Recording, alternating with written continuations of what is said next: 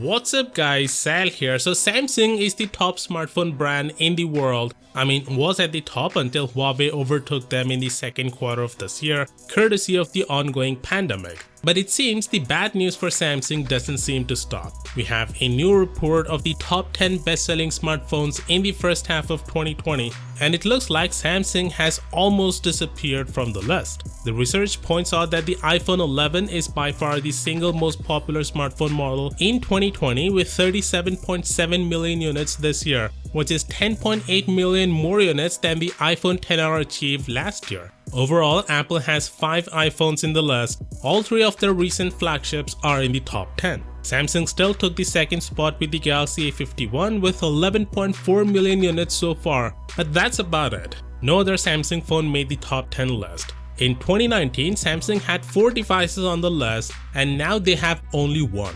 What's more disheartening is none of Samsung's flagships are on the list either. We heard the Galaxy S20 devices weren't doing well, with sales only be roughly half of what the Galaxy S10 sold at the same time, which is replicated here on the list. Obviously, there's a big factor out of Samsung's control in 2020. With a global pandemic hurting the economy of major markets, many people don't want to spend more on a new device. But then again, it's true for other smartphone makers as well. The pandemic didn't seem to affect the sales of Apple and Xiaomi. Apple has 5 devices on the list and Xiaomi has 4. It looks like Xiaomi has decided to replicate Huawei's recipe. They grew 65% in Europe in Q2 of this year, whereas Samsung and Huawei dropped considerably. The main reason for Samsung to not have more devices on the list have to be the price. Their flagships in particular were priced ridiculously this year. None of their top offerings come under $1,000. That pretty much sums up why we don't have any of their flagships here. Hopefully these results will be reflected in next year's prices.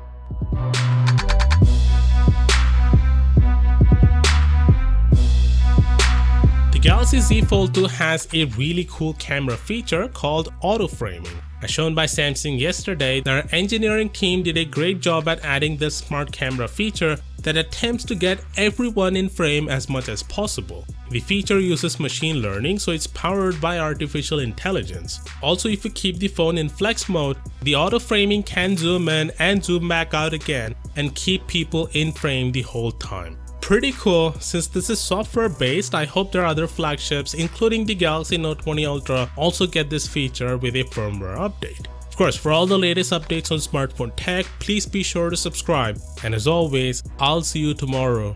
Peace out. Okay.